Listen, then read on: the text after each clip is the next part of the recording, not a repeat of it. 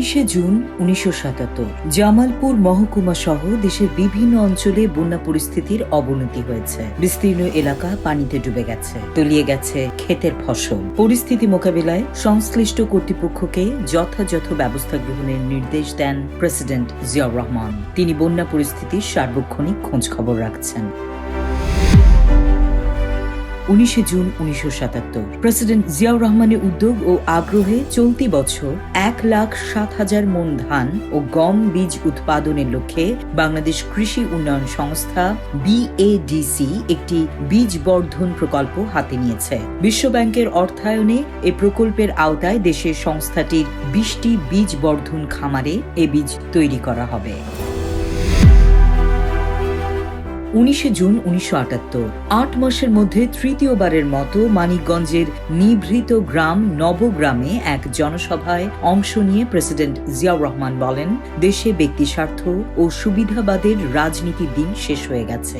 যারা জনগণের কল্যাণে ব্যক্তি স্বার্থ ভুলে চরম ত্যাগ স্বীকার করতে প্রস্তুত, তারাই রাজনীতি করবেন। তিনি বলেন, যারা ব্যক্তিগত স্বার্থে রাজনীতি করতে এসেছেন তারা যেন তা ভুলে যান, কারণ সামনের পথ বড় দুর্গম।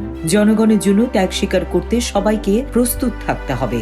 3রা জুনের নির্বাচনে জয়লাভের পর ঢাকার বাইরে প্রথম এই সফরে এসে প্রেসিডেন্ট বলেন, নির্বাচনের পর সরকারের যাবতীয় পরিকল্পনা, অর্থনৈতিক ও রাজনৈতিক কার্যক্রম গ্রামে চলে এসেছে। গ্রামকে কেন্দ্র করেই চলবে সরকারের পরিকল্পনা, অর্থনৈতিক ও রাজনৈতিক সব কর্মকাণ্ড। তিনি বলেন, জনগণকে নির্বাচনের অর্থ বুঝতে হবে। নবগ্রামকে গত বছর প্রেসিডেন্ট জিয়া নিজের গ্রাম হিসেবে ঘোষণা দিয়েছিলেন। এটি এখন একটি আদর্শ ও স্বনির্ভর গ্রাম। এই গ্রামকে কেন্দ্র করে পুরো মানিকগঞ্জ মহকুমায় চলছে ব্যাপক অর্থনৈতিক কর্মযজ্ঞ। শহরের শিক্ষিত তরুণদের গ্রামে ফিরে গিয়ে নেতৃত্ব গ্রহণের আহ্বান জানান প্রেসিডেন্ট জিয়া। তিনি বলেন, আজকে চলো চলো গ্রামে চলো আন্দোলনকে জোরদার করে তুলতে হবে। গ্রামের উন্নতি চাই বলে স্লোগান তুলতে হবে।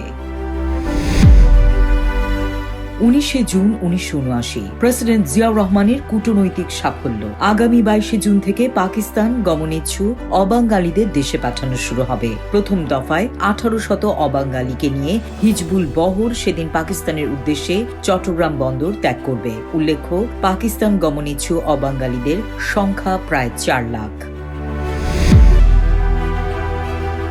19 জুন 1980 প্রেসিডেন্ট জিয়াউর রহমানের ব্রিটেন সফরকালেই দেশটির বিখ্যাত পত্রিকা লন্ডন টাইমস এক সম্পাদকীয় নিবন্ধ প্রকাশ করে।